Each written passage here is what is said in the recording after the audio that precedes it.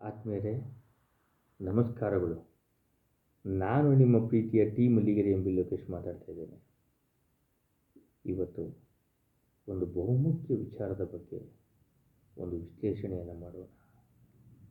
ನಮ್ಮ ಭಾರತ ದೇಶ ಅಂದರೆ ಕೇಂದ್ರ ಸರ್ಕಾರ, ಗೌರವಾನ್ವಿತ ಭಾರತ ದೇಶದ ಪ್ರಧಾನಮಂತ್ರಿಗಳಾದಂಥ ನರೇಂದ್ರ ಮೋದಿಯವರು ಯಾವ ನಿರ್ಣಯವನ್ನು ತೆಗೆದುಕೊಳ್ಬೋದು ಅಂತ ಇಡೀ ಜಗತ್ತು, ಬರೀ ಭಾರತ ದೇಶನೇ ಅಲ್ಲ ಇಡೀ ಜಗತ್ತು ಕಾಯ್ತಾ ಇರ್ತಕ್ಕಂಥ ಈ ಸಂದರ್ಭ. ಏನು ಜಮ್ಮು ಕಾಶ್ಮೀರದ ಪಾಲ್ಗಾಮ್ನಲ್ಲಿ ನಡೆದಂಥ ಒಂದು ಅಮಾಯಕರ ಒಂದು ಕಗ್ಗೊಲೆ, ಈ ಪಾಕಿಸ್ತಾನಿ ಉಗ್ರರು ಅಟ್ಟಹಾಸ, ಇವೆಲ್ಲವನ್ನು ಜಗತ್ತು ನೋಡ್ತಾ ಇದೆ. ಈ ಎರಡು ದೇಶಗಳು ತೆಗೆದುಕೊಳ್ಳುವಂಥ ಹಲವು ನಿರ್ಧಾರದ ಬಗ್ಗೆ ಜಗತ್ತು ಒಂದು ರೀತಿಯ ಕುತೂಹಲವಾಗಿ ನೋಡ್ತಾ ಇದೆ. ಕೇಂದ್ರ ಸರ್ಕಾರ, ಅದರಲ್ಲಿಯೂ ಭಾರತ ದೇಶದ ಪ್ರಧಾನಮಂತ್ರಿಗಳು ಯಾವ ನಿರ್ಧಾರವನ್ನು ಈ ಒಂದು ಉಗ್ರರ ಅಟ್ಟಹಾಸವನ್ನು ಮಟ್ಟ ಹಾಕೋಕ್ಕೆ ತೆಗೆದುಕೊಳ್ತಾರೆ, ಅದೇ ರೀತಿ ಒಂದು ನಮ್ಮ ವಿರುದ್ಧದ ನೆರೆಯ ದೇಶ ಪಾಕಿಸ್ತಾನ ಅಂದರೆ ಒಂದು ರೀತಿಯ ಶತ್ರು ರಾಷ್ಟ್ರ ಅಂದರೆ ಶತ್ರು ರಾಷ್ಟ್ರ, ಆ ರಾಷ್ಟ್ರದ ಮೇಲೆ ಯಾವ ರೀತಿಯ ಒಂದು ದಿಗ್ಬಂಧನ ಅಥವಾ ಯುದ್ಧನ ಯಾವ ರೀತಿ ನಿರ್ಣಯವನ್ನು ತೆಗೆದುಕೊಳ್ತಾರೆ ಅಂತ ಇಡೀ ಜಗತ್ತು ಕಾಯ್ತಾರೆ. ಈಗಾಗಲೇ ಕೇಂದ್ರ ಸರ್ಕಾರ ಹಲವು ಒಂದು ಮಹತ್ತರವಾದ ನಿರ್ಧಾರವನ್ನು ತೆಗೆದುಕೊಳ್ತಾ ಇದೆ. ರಾಷ್ಟ್ರದ ಎಲ್ಲ ರಾಜಕೀಯ ಪಕ್ಷಗಳು ಒಕ್ಕೊರಲಿನಿಂದ ಇಂಥ ಒಂದು ಸಮಯವನ್ನು ಎದುರಿಸುವಂಥ ಸ್ಥಿತಿ ಈಗ ಈ ದೇಶದಲ್ಲಿ ಬಂದಿದೆ.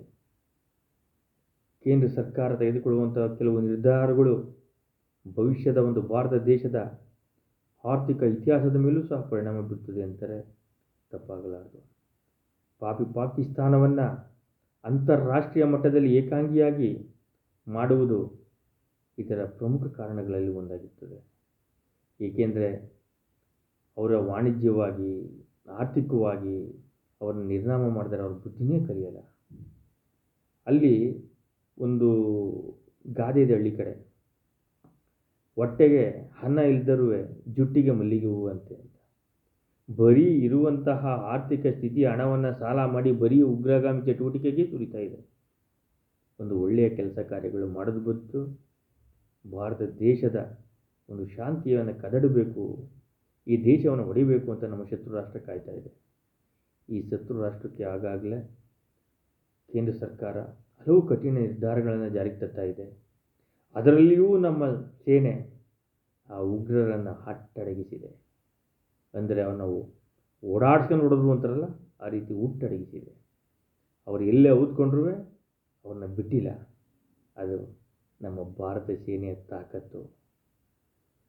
ಅವರು ಕಾರ್ಗಿಲ್ ಯುದ್ಧಕ್ಕೆ ಬಂದರು, ಹಲವಾರು ಬಾರಿ ಸೋತರೂ ಸಹ ಬುದ್ಧಿಯನ್ನು ಕಳೆದಂತೆ ಈ ಪಾಕಿಸ್ತಾನಕ್ಕೆ ಇನ್ನೂ ಹಲವು ಕಠಿಣ ಕ್ರಮವನ್ನು ತೆಗೆದುಕೊಳ್ಳುವ ಮುಖಾಂತರ ಕೇಂದ್ರ ಸರ್ಕಾರ ಈ ಉಗ್ರಗಾಮಿಗಳನ್ನ ಪೋಷಣೆ ಮಾಡ್ತಾ ಇರ್ತಕ್ಕಂಥ ಪಾಕಿಸ್ತಾನಕ್ಕೆ ಅಂತಾರಾಷ್ಟ್ರೀಯ ಮಟ್ಟದಲ್ಲಿ ಏಕಾಂಗಿ ರೀತಿ ಆಗುವ ರೀತಿ, ರಾಜಕೀಯವಾಗಿ, ವಾಣಿಜ್ಯವಾಗಿ ಯಾರೂ ಸಹಾಯಕ್ಕೆ ಬರ್ತಿರೋ ರೀತಿ ಏಕಾಂಗಿ ಮಾಡಬೇಕು.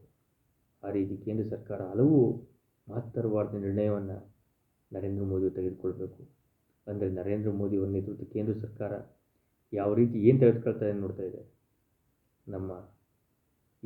ನಮ್ಮ ಶಾಂತಿ ಬೀಡಾದಂಥ ನಮ್ಮ ದೇಶದಲ್ಲಿ ಹಲವು ಉಗ್ರಗಾಮಿ ಚಟುವಟಿಕೆಗಳನ್ನು ನಡೆಸಿರ್ತಕ್ಕಂಥ ಪಾಕಿಸ್ತಾನ ಪದೇ ಪದೇ ನಮ್ಮ ಸೇನೆಯಿಂದ ಏಟನ್ನು ತಿಂದರೂ ಸಹ ಅವರು ಬುದ್ಧಿ ಬಂದಿಲ್ಲ. ನಮ್ಮ ದೇಶದ ಗುಪ್ತದಳ, ಎಲ್ಲ ವಾಯುದಳ, ಸೇನಾದಳ ಪ್ರಬಲವಾಗಿದೆ.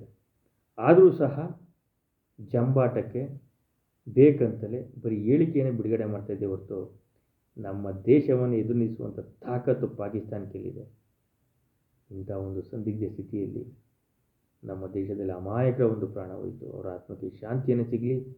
ಅದೇ ರೀತಿ ಈ ಅಮಾಯಕ ಜನರನ್ನು ಕಗ್ಗೊಲೆ ಮಾಡ್ತಾ ಇರ್ತಕ್ಕಂಥ ಈ ಉಗ್ರರ ಒಂದು ಹುಟ್ಟನ್ನು ಅಡಗಿಸುವುದರಲ್ಲಿ ಭಾರತ ಯಶಸ್ವಿಯಾಗಿ, ಅದರಲ್ಲಿಯೂ ಅಂತಾರಾಷ್ಟ್ರೀಯ ಮಟ್ಟದಲ್ಲಿ ನಮ್ಮ ದೇಶದ ಒಂದು ಕೀರ್ತಿ ಪತಾಕೆ ಎತ್ತಲಿ ಅಂತ ಈ ಮೂಲಕ ಪ್ರಾರ್ಥನೆ ಮಾಡ್ತಾ ಈ ಒಂದು ಉಗ್ರಗಾಮಿ ಚಟುವಟಿಕೆಗಳನ್ನು ನಾವು ಈ ಪಾಕಿಸ್ತಾನಕ್ಕೆ ವಿರೋಧವನ್ನು ಸಲ್ಲಿಸುವ ಮುಖಾಂತರ ಎಲ್ಲ ನಾವು ಭಾರತೀಯರು ಒಗ್ಗಟ್ಟನ್ನು ಪ್ರದರ್ಶನ ಮಾಡಿ ಈ ಪಾಕಿಸ್ತಾನಕ್ಕೆ ತಕ್ಕ ಬುದ್ಧಿಯನ್ನು ಕಲಿಸಬೇಕು. ಈ ತಕ್ಕ ಬುದ್ಧಿಯನ್ನು ಕಲಿಸ್ತಾ ಹೋದರೆ ಅದು ಇನ್ನೂ ಹೆಚ್ಚಿನ ಉಗ್ರರನ್ನು ತಯಾರು ಮಾಡುತ್ತೆ. ಅದು ಹೊಟ್ಟೆಗೆ ಊಟ ಇಲ್ಲ ಅಂದರೂ ಉಗ್ರಗಾಮಿ ಚಟುವಟಿಕೆನೇ ಬೇಕಾಗಿದೆ. ಇಂಥ ಒಂದು ದೇಶದ ಒಂದು ಐಕ್ಯತೆಯನ್ನು ಕಾಪಾಡ್ತಾ ಶಾಂತಿಯುತವಾಗಿ ಎಲ್ಲರೂ ಸಹಬಾಳ್ವೆಯಿಂದ ಬಾಳ್ತಾ ನಾವು ಕೇಂದ್ರ ಸರ್ಕಾರ ತೆಗೆದುಕೊಳ್ಳುವಂಥ ನಿರ್ಧಾರಕ್ಕೆ ಬದ್ಧರಾಗೋಣ ಅಂತ ಹೇಳ್ತಾ ಈ ವಿಶ್ಲೇಷಣೆಯನ್ನು ಮುಗಿಸ್ತಾ ಇದ್ದೀನಿ. ಜೈ ಹಿಂದ್, ಜೈ ಕರ್ನಾಟಕ ಮಾತೆ, ನಮಸ್ಕಾರಗಳು.